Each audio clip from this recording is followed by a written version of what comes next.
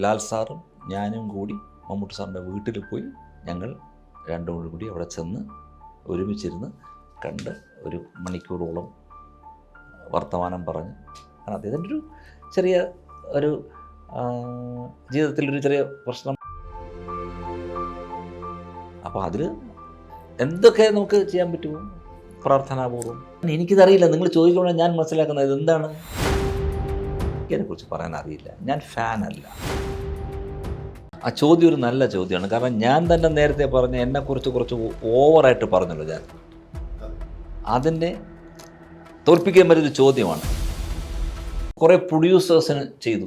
ആ കൂട്ടത്തിൽ മമ്മൂട്ടി സാറിൻ്റെ കമ്പനിക്ക് വന്നു, അല്ലെങ്കിൽ ലാൽ സാറിൻ്റെ കമ്പനിക്ക് വന്നു, ആൻ്റണിയുടെ കമ്പനിക്ക് വന്നു, പൃഥ്വിരാജിൻ്റെ കമ്പനിക്ക് വന്നു. ഇത് അവർ തെറ്റ് ചെയ്തിട്ടാണ്. അതെപ്പോഴും ജനങ്ങൾ അറിഞ്ഞിരിക്കേണ്ട ഒരു കാര്യമാണ്. ഇയാൾ ചെന്ന് പുറത്ത് നിൽക്കുന്ന ക്യാമറാമാൻമാർ പറഞ്ഞു കൊടുത്തു ലാൽ സാറിൻ്റെ കയ്യിൽ ആനക്കൊമ്പുണ്ടെന്ന്. തീർന്നില്ലേ? മോഹൻലാൽ അങ്ങനെ സ്വാധീനമുള്ള ഒരാളായതുകൊണ്ട്, അല്ലെങ്കിൽ വലിയൊരു അഭിനേതാവായതുകൊണ്ട്, എല്ലാവരെയും അറിയാമെന്നുള്ളത് കൊണ്ട് പുള്ളിയുടെ ആനക്കൊമ്പിനെ പിടിച്ചുകൊണ്ട് പോകുന്നില്ല. Strawberry, mango, mixed fruit, pineapple എന്നീ രുചികളിൽ ഹാപ്പി ജാംസ്.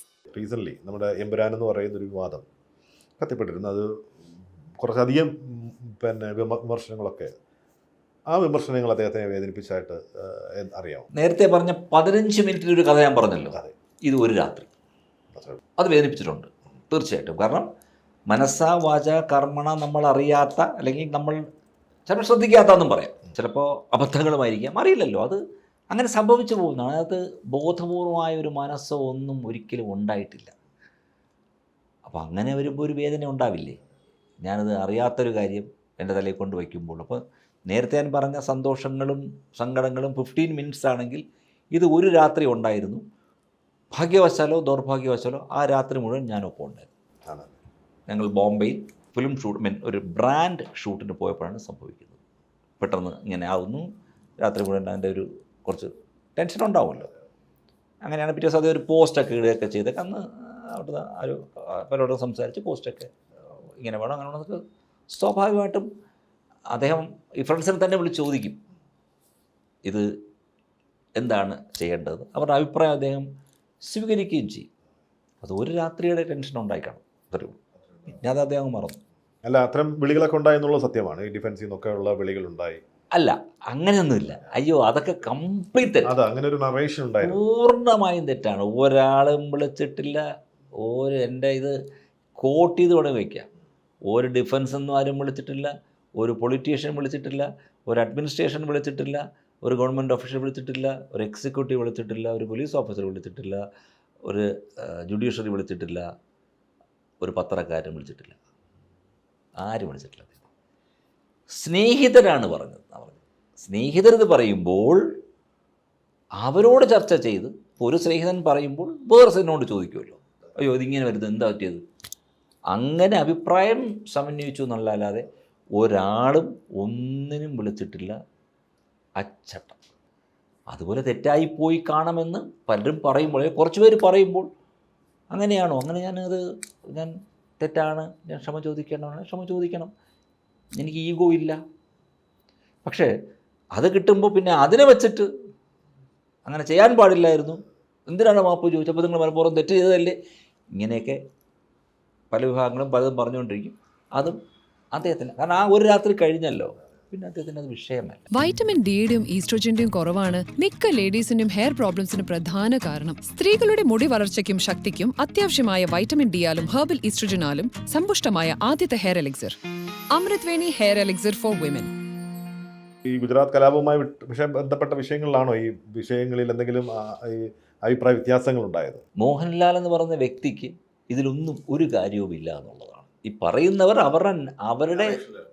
അവരുടെ നറേറ്റീവിൽ അവരുടെ ചിന്തകൾ, അല്ലെങ്കിൽ അവരോട് മറ്റുള്ളവർ പറയുന്ന ചിന്തകൾ, അതെല്ലാം കൂടി ചേർത്ത് കോർത്ത് അവർ തന്നെ സമർപ്പിക്കുന്ന കാര്യങ്ങളാണ്. അവരെന്ന് വെച്ചാൽ ആരെയും കുറ്റപ്പെടുത്തി പറയല്ല. ചിലപ്പോൾ ഞാനായിരിക്കും ഒരു സ്നേഹിതൻ, പക്ഷേ ഞാൻ സമർപ്പിക്കേണ്ടി വന്നില്ല, ഞാൻ കൂടെ ഉണ്ടല്ലോ. ഞാനതിൽ വിളിച്ച് പറയുന്നത് അയ്യോ ഇങ്ങനെ പലരും പറയുന്നു, അത്രയേ ഉള്ളൂ. അതല്ലാതെ ഇതിൻ്റെ പുറത്ത് ആരും ഒന്നും ഒരു പ്രഷറും ഒന്നിനും ചെയ്തിട്ടില്ല, ഒരാളും പറഞ്ഞിട്ടില്ല. ഇപ്പോൾ സെൻസർ കട്ട് ചെയ്തല്ലോ, ആരും ഒന്നും പറഞ്ഞിട്ടില്ല. സ്വമേധയാൽ അങ്ങനെ തെറ്റുകൾ വന്നിട്ടുണ്ടെങ്കിൽ നമ്മൾ കറക്റ്റ് ചെയ്യണം എന്നുള്ള ഉത്തമ ബോധ്യം കൊണ്ടാണ് ചെയ്യാതിരുന്നത്. അത് ഈ കട്ട് ചെയ്തത് അല്ലാതെ പിന്നെ അവിടെ ഈഗോ കാണിച്ചിട്ട് എനിക്കിഷ്ടമുള്ള ഞാൻ കാണിക്കും എന്ന് ചിന്തിക്കുന്ന ഒരാളല്ല അദ്ദേഹം പറഞ്ഞിരുന്നു. അപ്പോൾ അങ്ങനെ ഒരു നിർദ്ദേശം കൊടുത്തിരുന്നു എന്നാണ് എൻ്റെ അർത്ഥം. അതായത് കട്ട് ചെയ്ത് കളയാം. അദ്ദേഹം തന്നെ കട്ട് ചെയ്യുന്നല്ല പറയുന്നത്. അദ്ദേഹം കൂട്ടായ്മയിലൂടി അദ്ദേഹത്തിൻ്റെ അഭിപ്രായം അങ്ങനെയാണെങ്കിൽ കട്ട് ചെയ്യണം എന്നാണ് പറയുന്നത്. അങ്ങനെയാണെങ്കിൽ കട്ട് ചെയ്യണം, അങ്ങനെയല്ലെങ്കിൽ കട്ട് ചെയ്യണം. ഈ അങ്ങനെയാണെന്ന് വെച്ചാൽ എന്താണ്? എല്ലാവരും കൂടി ചേർന്നത് ഡിസിഷൻ്റെ ഭാഗമാണെങ്കിൽ ഞാൻ ആ ഡിസിഷനിൽ ഞാനും ഉണ്ട്, അതാണ്. അല്ലാതെ അദ്ദേഹം പറഞ്ഞിട്ട് റിമൂവ് ഇറ്റ് ഒരിക്കലും അങ്ങനെ ഒരു പ്രശ്നം വരുന്നില്ല. ഇപ്പോൾ ഈ നമ്മൾ സംസാരിച്ച ഇടങ്ങളിലെല്ലാം തന്നെ ഇപ്പം മമ്മൂട്ടി, മോഹൻലാൽ എന്ന് പറയുന്ന പല ഇടത്തും അദ്ദേഹം വന്നു. ഇപ്പോൾ അച്ഛൻ്റെ വീഴ്ച വന്ന സമയത്ത് മമ്മൂക്ക വിളിച്ചില്ല. നമുക്കൊരു ഡിന്നർ എടുക്കാമെന്ന് പറയുന്നിടത്ത്. പക്ഷേ മറ്റൊരു സിനിമയ്ക്കും അല്ലെങ്കിൽ ഒരു ഇൻഡസ്ട്രിക്കും അവകാശപ്പെടാനാത്തൊരു വലിയ ആത്മബന്ധം ഈ മമ്മൂട്ടി മോഹൻലാൽ എന്ന് പറയുന്നൊരു ബന്ധത്തിനുണ്ട്. ഇന്നത്തെ ഫാൻസുകാർക്കിടയിലോ അല്ലെങ്കിൽ ഇന്ന് അട്ടഹാസം ഉണ്ടാക്കുന്ന ഓൺലൈൻ ആൾക്കാർക്കിടയിലും ഒന്നും ഈ കളങ്ങളിലൊന്നും ചേർത്ത് നിർത്തേണ്ടവരല്ല ഇവർ രണ്ടുപേരും ഒന്നും. ഇവരെ രണ്ടുപേരെയും 10-30 വർഷമായിട്ട് ഏറ്റവും അടുത്തറിയാവുന്ന ഒരാളെന്ന നിലയിൽ എങ്ങനെയാണ് അവരുടെ ബന്ധത്തെ വിലയിരുത്തുന്നത്? അതിൻ്റെ ഉത്തരത്തിൻ്റെ തൊട്ടുമുമ്പ് ഒരു കാര്യം കൂടെ പെട്ടെന്ന് ഓർത്ത് പറയാണ്. 3 ആഴ്ചകൾക്ക് മുമ്പ് ലാൽ സാറും ഞാനും കൂടി മമ്മൂട്ടി സാറിൻ്റെ വീട്ടിൽ പോയി ചെന്നൈയിൽ അദ്ദേഹത്തെ കണ്ടിട്ടാണ്. അന്ന് പെരുന്നാൾ ദിവസമായിരുന്നു. അവിടെ എല്ലാവരും ഉണ്ടായിരുന്നു. ദുൽഖർ, സുറുമി, ഭാബി, അവരുടെ രണ്ടുപേരുടെയും കുടുംബങ്ങൾ, കൊച്ചുമക്കൾ എല്ലാവരും ഉള്ള ദിവസം ഞങ്ങൾ രണ്ടും കൂടി അവിടെ ചെന്ന് ഒരുമിച്ചിരുന്ന് കണ്ട് ഒരു മണിക്കൂറോളം വർത്തമാനം പറഞ്ഞ്. അപ്പോൾ ഞാൻ കുറച്ച് കഴിഞ്ഞപ്പോൾ സ്വാഭാവികമായിട്ടും എൻ്റെ ഒരു സ്വഭാവമുണ്ട്, ഞാൻ വേണേൽ അങ്ങോട്ട് മാറിയിരിക്കാൻ എവിടെ പോകണമെന്ന് ചോദിച്ചുകൊണ്ടിരിക്കാം. അങ്ങനെ അവർക്ക് എന്തെങ്കിലും പറയാനുണ്ടെങ്കിലോ അങ്ങനെയൊന്നുമില്ല. ഞങ്ങൾ 3 പേരും അവിടെ ഇരുന്ന് ഒരു 1.5 മണിക്കൂർ സംസാരിച്ചിട്ടാണ് ഞങ്ങൾ പിരിഞ്ഞത്. അത് ഏറ്റവും അവസാനം നടന്നൊരു ഇൻസിഡൻ്റാണ്. രണ്ടുപേരും തമ്മിലൊരു വ്യത്യാസം എന്ന് പറഞ്ഞാൽ ഞാനൊരു പണ്ട് ഞാനൊരു വേറൊരു കഥ പറയുന്നതായിരിക്കും യുക്തം. പണ്ട് ഏതോ തമിഴ്നാട്ടിൽ സ്ഥലത്ത് പോയപ്പോൾ എൻ്റെ അടുത്ത് കുറേ പത്രക്കാർ വന്നിട്ട് ഇതുപോലെ ആരെങ്കിലും പറഞ്ഞിട്ടുണ്ടാവും. അപ്പം സാർ நீங்கள் தானே മമ്മൂട്ടി സാറുടെ ഓഡിറ്റർ? ആമാ എനിക്കറിയാമെന്നുള്ള തമിഴിൽ പറഞ്ഞു. നടികർ മോഹൻലാൽ സാറുടെ? ആമാ അത് എപ്പിടി സാർ രണ്ടുപേരും ഒത്തിട്ട്? എനിക്കിതറിയില്ല, നിങ്ങൾ ചോദിക്കുമ്പോൾ ഞാൻ മനസ്സിലാക്കുന്നത് ഇതെന്താണ് എനിക്കറിയുന്നില്ല. ഇപ്പോഴൊന്നുമല്ല കേട്ടോ, ഞാൻ പറഞ്ഞ 15 വർഷം മുമ്പുള്ള കഥ. അത് അവർ പറയുന്നത് അതിങ്ങനെ കമൽഹാസൻ സാറിൻ്റെ ഫാൻസ്, രജനി സാറിൻ്റെ ഫാൻസ് എല്ലാവരും അടിയാണ്. എനിക്കതിനെക്കുറിച്ച് പറയാൻ അറിയില്ല, ഞാൻ ഫാനല്ല, ഫാനാണ്, പക്ഷേ അതൊക്കെ മേലെ എന്നാ സിനിമ ഇറങ്ങിയിട്ടില്ല, അതൊക്കെ മേലെ. ഇവർക്ക് പക്ഷേ എന്നെ വിടുന്നില്ല. എന്തെങ്കിലും അന്ന് സോഷ്യൽ മീഡിയ ഒന്നും ഇല്ല പറഞ്ഞു, എന്തെങ്കിലും എന്നെ കൊണ്ട് പറയിക്കണ്ടേ, ഞാൻ കുടുങ്ങി നിൽക്കുക. അപ്പം ഞാൻ പറഞ്ഞു, നമ്മുടെ രണ്ട് കയ്യിലും 2 ബ്രീഫ് കേസുണ്ട്. പണ്ട് ജെയിംസ് ബോണ്ട് കൊണ്ട് നടക്കുന്ന പോലെ, രണ്ടും ഒരേ വെയിറ്റ്, ഒരേ കളർ, ഒരേ ദിവസം വാങ്ങിയത്. രണ്ടും 2 കൈ ഇങ്ങനെ വെച്ച് നടന്നുകൊണ്ട് പോകുമ്പോൾ നിങ്ങൾക്ക് ഏതാണ് ഇഷ്ടമെന്ന് ചോദിച്ചാൽ പറയാൻ പറ്റില്ല. ഉടനെ ഒരാൾ ചോദിക്കണേ ഈ റൈറ്റ് ഹാൻഡിൽ ഏതാണ്? അപ്പോൾ ഇത് ഉത്തരം നമ്മൾ കണ്ടുവരുന്നതല്ലോ.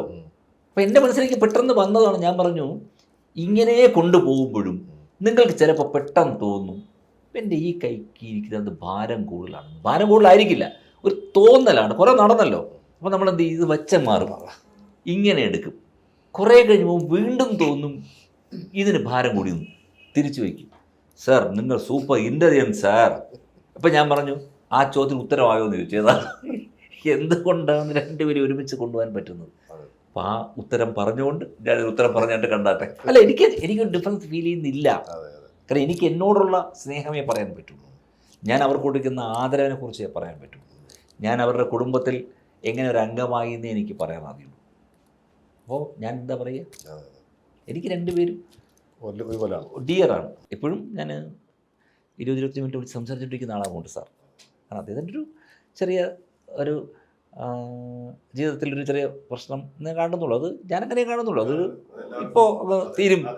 അപ്പോൾ അതിൽ എന്തൊക്കെ നമുക്ക് ചെയ്യാൻ പറ്റുമോ പ്രാർത്ഥനാപൂർവ്വം ഒരുപാട് കാര്യങ്ങൾ ഇവിടെ പറയേണ്ട ഒരുപാട് കാര്യങ്ങൾ നമ്മൾ ചെയ്യുന്നു. ആ സ്നേഹത്തിൽ അങ്ങനെ മുന്നോട്ട് പോകും. അത് എന്ന് തിരിച്ചു വരും എന്നുള്ള ചിന്തയിൽ മാത്രം നിൽക്കുന്ന ആളാണ് ഞാൻ. വന്നിട്ട് ആ മറ്റേ സിനിമ എന്ന് തീർക്കും എന്നുള്ളതാണ് എൻ്റെ ചിന്തയും ചോദ്യവും. അവസാനം കാണുമ്പോൾ അദ്ദേഹം എന്ന് വരുമെന്നാണ് നമ്മുടെ അടുത്ത് പറഞ്ഞിരിക്കുന്നത്. അദ്ദേഹത്തിൻ്റെ ചികിത്സയുടെ ഇടയ്ക്കൊരു സമയമുണ്ട്. ആ സമയത്ത് വന്നിട്ട് ഇപ്പോൾ ലാലേട്ടനോടൊപ്പം തന്നെ ചെയ്യുന്ന ആൻഡോ ജോസഫിൻ്റെ സിനിമ, ലാലേട്ടനൊപ്പം എന്ന് പറയാം, തിരിച്ചാ പറയേണ്ടത് അദ്ദേഹത്തിനൊപ്പം ലാലേട്ടനാണ്, കാരണം അദ്ദേഹമാണല്ലോ പ്രധാന കഥാപാത്രം. അത് തീർക്കാനായിട്ട് ഈ ഒരു ഗ്യാപ്പിൽ വരും എന്നാണ് പറഞ്ഞത്. അത് ഒരു സെറ്റ് ഓഫ് ചികിത്സ കഴിഞ്ഞ് ഒരു ഗ്യാപ്പ് കഴിഞ്ഞ് അടുത്ത സെറ്റ് ഓഫ് ചികിത്സ, ആ ഗ്യാപ്പ് അവർക്ക് വേണം. അപ്പോൾ ആ ഗ്യാപ്പിൽ വന്ന് ചെയ്തിട്ട് പോകാം എന്നാണ് കരുതുന്നത്. പിന്നെ ചിലപ്പോൾ ഡോക്ടേഴ്സ് അറിയാമല്ലോ, അങ്ങനെ യാത്രയും ചെയ്യേണ്ട, അവിടെ തന്നെ നിൽക്കുമെന്ന് പറഞ്ഞു കൂടായികയില്ല. അതല്ലെങ്കിൽ അദ്ദേഹം അതിനിടയ്ക്ക് വന്നിട്ട് ആ സിനിമ തീർക്കണം. കാരണം അത് അദ്ദേഹത്തിനെ കുറിച്ച് പിന്നെ എല്ലാവർക്കും കുറച്ച്, കാരണം വലിയൊരു സിനിമയല്ലേ, അപ്പോൾ അത് ഒരു വ്യക്തി കാരണം ആ സിനിമ നടക്കാതെയൊക്കെ അല്ലെങ്കിൽ ലേറ്റ് ആകുമ്പോൾ ഉണ്ടാകുന്നൊരു വ്യഥയുണ്ടല്ലോ. ഇപ്പോഴൊന്നുമല്ല, കുറച്ച് കാലം മുമ്പാണ് ഈ മമ്മൂട്ടി മോഹൻലാൽ ഈ ഇൻകം ടാക്സ് റെയ്ഡ് എന്നൊക്കെ പറഞ്ഞൊരു കുറേ ബഹളങ്ങളുണ്ടായിരുന്നു. വളരെ കണിശമായിട്ട് പോകുന്ന ഒരു സിസ്റ്റത്തിലൂടെ പോകുന്നതാണ്. അപ്പം ആ റെയ്ഡ് ഉണ്ടായപ്പോൾ സ്വാഭാവികമായിട്ടൊരു ടെൻഷൻ ഉണ്ടായത്. ആ ചോദ്യം ഒരു നല്ല ചോദ്യമാണ്. കാരണം ഞാൻ തന്നെ നേരത്തെ പറഞ്ഞ എന്നെക്കുറിച്ച് കുറച്ച് ഓവറായിട്ട് പറഞ്ഞല്ലോ ഞാൻ. അതിനെ തോൽപ്പിക്കാൻ പറ്റിയൊരു ചോദ്യമാണ്. പക്ഷെ ആദ്യം അതിനെക്കുറിച്ച് പറഞ്ഞോട്ടെ. ഇത് വന്നത് അവർ ചെന്നൈയിലായിരുന്ന കാലത്ത് ഞാൻ അവരുടെ ഓഡിറ്റ് ടേക്കപ്പ് ചെയ്യുന്നതിന് മുൻപ്, അതായത് ഒരു സെർച്ച് ആൻഡ് സീഷർ എന്ന് പറയുന്നൊരു ചാപ്റ്റർ ഉണ്ട് ഇൻകം ടാക്സിൽ. അത് 8 വർഷം മുമ്പുള്ള കഥയാണ്. 8 വർഷം വരെ അവർക്ക് വില്ലേക്ക് പോകും. അതാണ് ഞാൻ അറ്റൻഡ് ചെയ്യേണ്ടി വന്നത്. അതാണ് നമ്പർ 1. അപ്പോൾ ഇവിടെ വന്നതിന് ശേഷമുള്ള ഒരു തെറ്റും കുറ്റവുമല്ല. നമ്പർ 2, എൻ്റെ അടുത്ത് ഇൻകം ടാക്സിൽ ആ സമയത്തുള്ളവർ പറഞ്ഞിട്ടുണ്ട് 26 പേരുടെ ലിസ്റ്റാണ് അവർ ആദ്യം ഉണ്ടാക്കിയത്. ഞാൻ അവരെ തൊഴുത് പറഞ്ഞു, ദൈവമേ വലിയ നന്നായി. കാര്യം 26 പേര് നോക്കിയപ്പോഴത്തേക്ക് 12 പേര് എൻ്റെ ആളാണ്. അപ്പോൾ എൻ്റെ ഒരു ജീവിതത്തിൻ്റെ അവസ്ഥ ആലോചിച്ച് നോക്കും. അപ്പോൾ അവർക്ക് തന്നെ തോന്നി ഇത് ഫീസിബിളല്ല ചെയ്യാനായിട്ട്. എന്നാൽ പിന്നെ ഒരു 4-5 പേരെ ചെയ്യാം. അപ്പോൾ അതിനകത്ത് ഇവരിൽ ഒരാളെ ഉണ്ടായിരുന്നുള്ളൂ. അതാരെന്ന് എനിക്കറിയില്ല, വേറെ പലരും. പക്ഷെ അവിടെ അതിനകത്തുള്ള സാർ അത് ഒരു കുഴപ്പമാണ്, അത് മോശമാണ് അങ്ങനെ ചെയ്യുന്നത്. കാരണം അത് ചെയ്താൽ സ്വാഭാവികമായിട്ട് ഇപ്പോൾ എ ചെയ്താൽ ബിയുടെ ഫാൻസുകാരും ആളുകളൊക്കെ പറയും ഇവിടെ എന്തോ കുഴപ്പമുണ്ട്, തിരിച്ചും വരും. അപ്പോൾ ആ ഇൻ്റലിജൻസ് ഉണ്ട് അവർ എന്ത് ചെയ്തു, ബാക്കി എല്ലാവരെയും വിട്ട് ഇവർ രണ്ടുപേരും മാത്രം ചെയ്യും. ഇതാണ് ഇതിൻ്റെ സത്യം. അതല്ലാതെ കള്ളവും കാപ്പട്ടിയും ഒന്നും ചെയ്തിട്ടല്ല. It's A fact. ഇനി അതിനുശേഷം 2 പേരുടെയും വെൽത്തും കാര്യങ്ങളും ഇങ്ങനെ ഉയർന്നാണ് പോയിട്ടുള്ളത് എല്ലാം കൊണ്ടും. അപ്പോൾ ആ സമയത്ത് നമുക്ക് ഉണ്ടാകുന്ന ഒരു ബുദ്ധിമുട്ടുണ്ട്, അത്രയേ ഉള്ളൂ. ഓടി ഓടി ഓടി നടക്കണം. പക്ഷേ മമ്മൂട്ടി സാറോ ലാൽ സാറോ ഇൻകം ടാക്സ് ഓഫീസ് എവിടെയാണെന്ന് അറിഞ്ഞിട്ടില്ല, പോയിട്ടില്ല. പോകാൻ ഞാൻ ജീവിച്ചിരിക്കുമെങ്കിൽ ഞാൻ സമ്മതിക്കില്ലായിരുന്നു. എന്തും കൊടുത്തു, സാർ എന്തും ഞാൻ ചെയ്തു തരാം എന്ന് പറഞ്ഞ് ഞാൻ ചെന്നൈയിൽ ഇൻകം ടാക്സിൻ്റെ വരാന്തയിൽ പോലും കിടക്കാൻ ഞാൻ തയ്യാറാണ്. അവരെ വിളിക്കാൻ പാടില്ല, ഞാനുണ്ട്, ഞാൻ ചെയ്തു തരും. പിന്നെന്താ, ഞാൻ പറഞ്ഞ് തെറ്റാണെങ്കിൽ നിങ്ങൾക്ക് അവരെ വിളിച്ചാൽ പോരെ. അങ്ങനെയാണ് 2 പേരെയും ഞാൻ. അത് ഒരു പ്രൊഫഷണൽ എക്സലൻസ് ഒന്നും ഞാൻ പറയില്ല. എന്നെക്കാൾ എക്സലൻ്റ് ആയിട്ടുള്ള ചാർട്ടേഡ് അക്കൗണ്ടൻസ് കേരളത്തിൽ 100 പേരുണ്ടാവും. പക്ഷേ പാഷൻ എന്ന് പറഞ്ഞൊരു സാധനമുണ്ട്, പിന്നെ സ്കിൽ എന്നൊരു കാര്യമുണ്ട്. നമുക്കിത് എങ്ങനെ നേടിയെടുക്കുക എന്നുള്ള സ്കിൽ സെറ്റാണ്. അതിലുപരി passion, they are dear to me. Mammootty സാറിൻ്റെ ₹1 ഇൻകം ടാക്സിൽ എക്സ്ട്രാ അടയ്ക്കേണ്ടി വന്നാൽ എൻ്റെ പൈസ പോകുന്നത് പോലെ ഞാൻ കാണുകയും വേദനിക്കുകയും ചെയ്യുന്ന ആളാണ്. അതുപോലെ തന്നെയാണ് ലാലേട്ടൻ.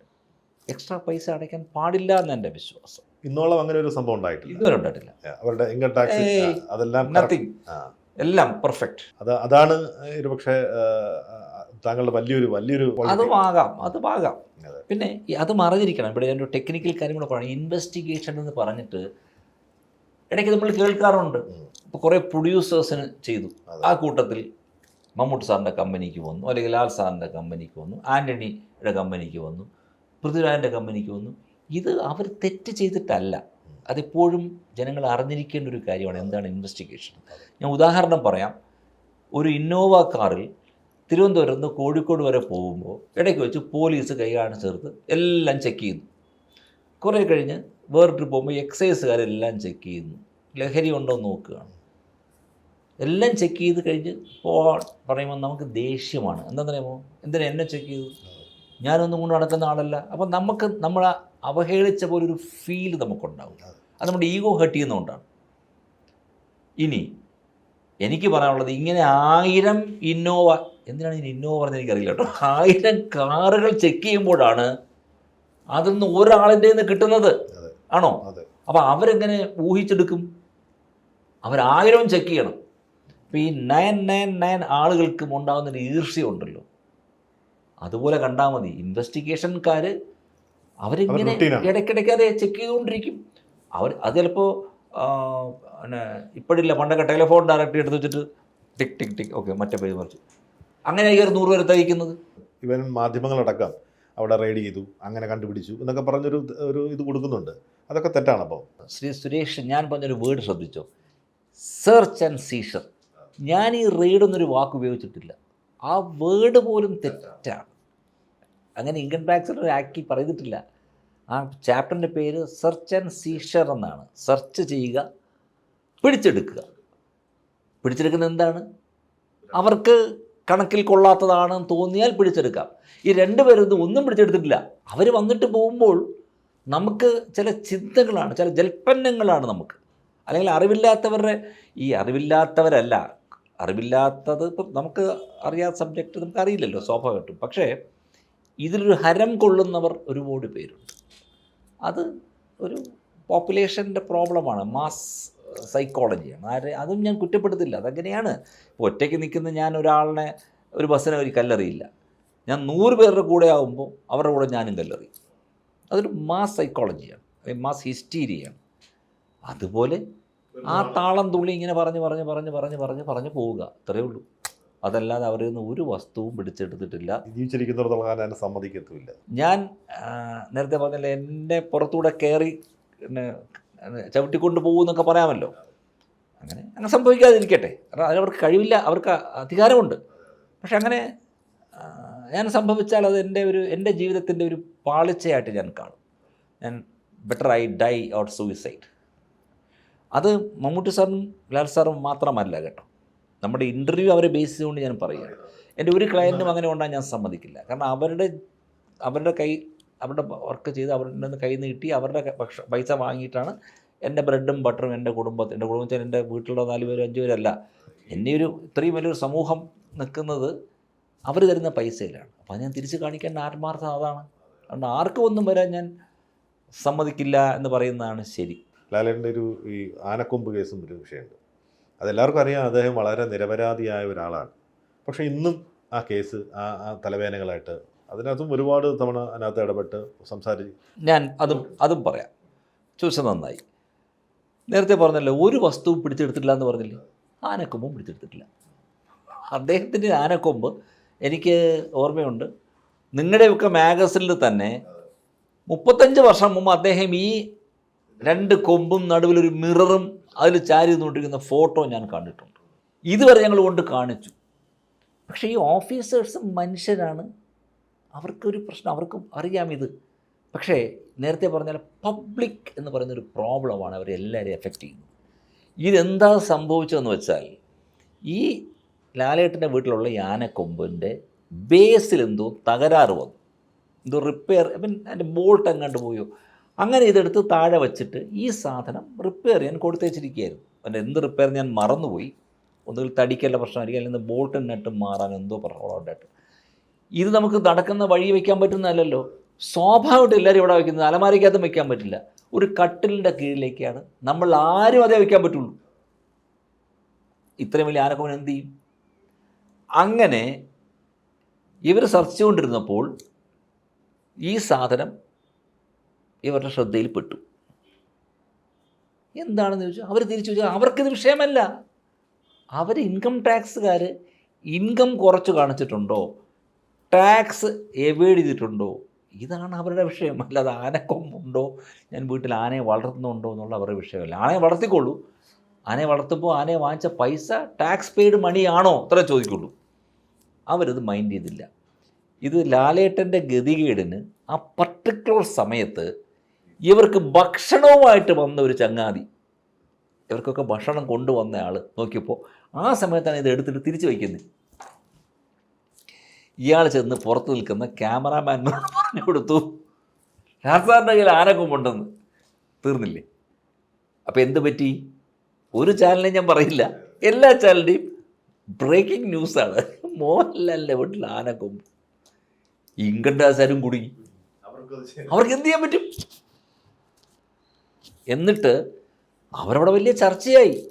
അപ്പം ഞാനവിടെ വീട്ടിലില്ല. അപ്പം ഞാൻ പേര് ഞാൻ പറഞ്ഞത് ശരിയല്ല, അതൊരു മോശമാണ്. അപ്പം ഞാൻ ഇവിടെ പറഞ്ഞു, സാർ ഇവിടുത്തെ ടോപ്പ് ആണല്ലോ, ഇവിടുത്തെ ഞാൻ ഓഫീസിൽ ചെന്ന് സാർ അത് ഇതുമായിട്ട് എന്താ ബന്ധം? ശരിയാണെന്നുണ്ട്. അദ്ദേഹം അവിടെ വിളിച്ചിട്ട് പറഞ്ഞു, നമ്മുടെ പണി ഇതല്ല, പക്ഷേ ഇവ ടി വിയിൽ ന്യൂസിൽ വന്നുകൊണ്ടിരിക്കുന്നു, അപ്പം നമ്മൾ കണ്ട സ്ഥിതിക്ക് നിങ്ങൾ റെക്കോർഡ് ചെയ്താൽ മതി എന്ന് പറഞ്ഞു. നിങ്ങൾ വിശ്വസിക്കില്ല, അത് റെക്കോർഡ് ചെയ്താൽ ആനക്കൊമ്പ് പോലെ തോന്നിക്കുന്ന 2 സാധനമാണ് എഴുതിക്കുന്നത്. കാരണം എന്താ അറിയാമോ, ഞാൻ ചോദിച്ചു, സാർ ഇത് ആനക്കൊമ്പാണെന്ന് ഉറപ്പാണെന്ന് ചോദിച്ചു. ഈ ആനക്കൊമ്പാണെന്ന് ഉറപ്പിക്കണമെങ്കിൽ ഇതിനടുത്ത് DNA ടെസ്റ്റ് കഴിക്കണം. അതിനെന്തോ ഒരു പ്രോസസ്സുണ്ട്, ഇതിനകത്ത് ഇങ്ങനെ അകത്ത് ഡ്രില്ല് ചെയ്ത് അകത്തുനിന്ന് എന്തോ എടുക്കണം. അല്ല ആനക്കൊമ്പ് പോലെ ഇരിക്കാമല്ലോ. അങ്ങനെ അദ്ദേഹം പറഞ്ഞൊരു കാര്യം അങ്ങനെ എഴുതാൻ പറഞ്ഞു. അങ്ങനെ something that looks like an elephant Tusk എന്ന് എഴുതിയിരിക്കുന്നത്. ഇങ്ങനത്തെ സാറെ പണി കഴിഞ്ഞ് അങ്ങ് പോയി. അവർക്ക് കേട്ടൊരു ബന്ധമില്ല. അന്നും ആ കേസൊക്കെ എന്നോ ക്ലോസായി. ഈ കേസില്ല. നേരത്തെ പറഞ്ഞല്ലോ, ഒന്നും അടയ്ക്കേണ്ടി വന്നില്ല. ഇവർ എന്ത് കേസ് തീർന്നു. ഇൻവെസ്റ്റിഗേഷൻ നടത്തി, നമ്മൾ കൊണ്ട് പ്രൂവ് ചെയ്തു. ഞാൻ ഈ പറഞ്ഞ പോലെ നമ്മൾ കുറച്ച് ബുദ്ധിമുട്ടണം. ചോദിച്ചെല്ലാം കൊണ്ട് കൊടുത്തു, clear, okay, thank you, go away. ഇതവിടെ കിടക്കുകയാണ്. അവിടെ നിന്ന് ഫോറസ്റ്റ് ഗവൺമെൻറ് അങ്ങനെ പോയി. അവിടെ ഒരു പ്രശ്നവുമില്ല. നാട്ടിലുള്ളവർ പബ്ലിക് ഇൻട്രസ്റ്റ് ലിറ്റിഗേഷൻ അങ്ങനെ ലോകായുക്ത കോടതിയിൽ കൊണ്ടുപോയപ്പോൾ ലോകായുക്ത കോടതി ഈ കൊടുത്തയാളിനെ വാർണിംഗ് കൊടുത്തു, ഈ കേസോട് വരരുത്. ലോകായുക്ത കേസ് തള്ളി. മറ്റൊരു കോടതി കൊടുത്തപ്പോൾ അദ്ദേഹം ചോദിച്ചു, ഇതിനകത്തെന്താണ് പബ്ലിക് ഇൻട്രസ്റ്റ് എന്ന് ചോദിച്ചു ജഡ്ജി. പൊതുജനങ്ങൾക്ക് എന്താണ് താല്പര്യം? തള്ളി. പക്ഷേ ഇവരെന്ത് ചെയ്യും? എന്തെങ്കിലും വിധത്തിൽ ഇങ്ങനെ കൊടുത്തുകൊണ്ടേയിരിക്കും കേസുകൾ. അത് പിന്നെ അതിനകത്ത് പിന്നെ നമ്മളോടുള്ള വിരോധമല്ല. പിന്നെ മനസ്സിലാക്കുന്നത് അവർക്ക് മറ്റു ചിലരോടുള്ള വിരോധങ്ങൾ തീർക്കാൻ ഇതിനെ ഉപയോഗിക്കുകയാണ്. അതായത് പണ്ടെങ്ങാനും ആനക്കൊമ്പ് പിടിച്ചോണ്ട് പോയി കാണും ആരോ ഫോറസ്റ്റുകാർ, ആ ദേഷ്യം ഇന്ന് തീർക്കുകയാണ്. മനസ്സിലായില്ലേ? ഇനി ഇതിലും കൂടി ഇത് കേൾക്കുന്നവരൊക്കെ മനസ്സിലാക്കേണ്ട ഒരു കാര്യം, സുപ്രീം കോടതിയുടെ ഒരു വിധിയുണ്ട്. ആനക്കൊമ്പ് ഫോറസ്റ്റിൻ്റേതല്ല, അത് ആനയുടേതാണെന്നും, എന്നാൽ പുൽത്തൈലമാണ് നിങ്ങൾ മുറിച്ചെടുത്തുകൊണ്ട് പോകുന്നെങ്കിൽ അത് ഫോറസ്റ്റിൻ്റേതാണ്. കാരണം പുൽത്തൈലം വളരുന്നത് ഫോറസ്റ്റിലാണ്. ആനക്കൊമ്പ് ഫോറസ്റ്റിൻ്റേതല്ല, ആനയുടേതാണ്. അതുകൊണ്ട് പിടിച്ചെടുക്കാൻ പറ്റില്ല. പിടിച്ചെടുത്തിട്ടുണ്ടാവും. ഈ സുപ്രീം കോടതി വിധി കൊണ്ട് കാണിച്ചാൽ അങ്ങനെ വിധിയുണ്ട്, പിടിച്ചെടുക്കാൻ പറ്റില്ല. പക്ഷേ ഈ കേസ് കൊടുക്കുന്നത് എന്താ പറയുന്നോ, മോഹൻലാൽ അങ്ങനെ സ്വാധീനമുള്ള ഒരാളായതുകൊണ്ട്, അല്ലെങ്കിൽ വലിയൊരു അഭിനേതാവായതുകൊണ്ട്, എല്ലാവരെയും അറിയാമെന്നുള്ളത് കൊണ്ട് പുള്ളിയുടെ ആനക്കൊമ്പിനെ പിടിച്ചുകൊണ്ട് പോകുന്നില്ല എന്നാണ് ഈ കേസ് കൊടുക്കുന്നത്. പിടിച്ചെടുത്ത് പറഞ്ഞാൽ വകുപ്പില്ല. ഇത് നമുക്ക് നാട്ടുകാരെ ബോധ്യപ്പെടുത്താൻ പറ്റുമോ? അല്ല, ഇതൊരു ഫാക്റ്റാണല്ലോ. അത് ആ കൊടുത്ത ആൾക്ക് പരാതിയിൽ അത് വളരെ നിയമപരമായ കൊടുത്താണ്. പക്ഷേ ഈ പറഞ്ഞതിലൊക്കെ തിരുവനന്തപുരത്ത് മണക്കാടെന്നുള്ള സ്ഥലത്ത് ഈ ആനക്കൊമ്പിൽ ശില്പങ്ങൾ തീർക്കുന്ന ഒരാളുണ്ട്, ഐവറി വർക്ക് ചെയ്യുന്ന ആൾ. അദ്ദേഹത്തിന് കൊടുത്ത കോടതി, സുപ്രീം കോടതി പറഞ്ഞിട്ടാണ് ഈ സാധനം തിരിച്ചു കൊടുത്തത്. കേസ് ചർച്ചയേ ഉള്ളൂ, ആനക്കൊമ്പ് തിരിച്ചു കൊടുക്കാൻ പറഞ്ഞു. ആനക്കൊമ്പ് നിങ്ങൾക്ക് എടുക്കാൻ അധികാരമില്ല, ഫോറസ്റ്റിൻ്റെ നല്ലോ ആനക്കൊമ്പ് എന്ന് പറഞ്ഞു. ഈ സൗഹൃദങ്ങളുടെ അപ്പുറത്തും ഇപ്പുറത്തും ആന്നി പെരുമ്പാവൂറും ഇപ്പുറത്ത് സനൽകുമാറും ഉണ്ട്. നിങ്ങൾക്കിടയിൽ ഒരു ക്ലാഷസ് എന്തെങ്കിലും എപ്പോഴെങ്കിലും ഉണ്ടായിട്ടുണ്ടോ?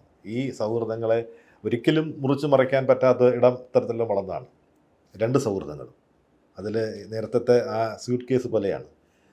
പക്ഷേ നിങ്ങൾക്കിടയിൽ എന്തെങ്കിലും പ്രശ്നങ്ങളുണ്ടായിരുന്നു?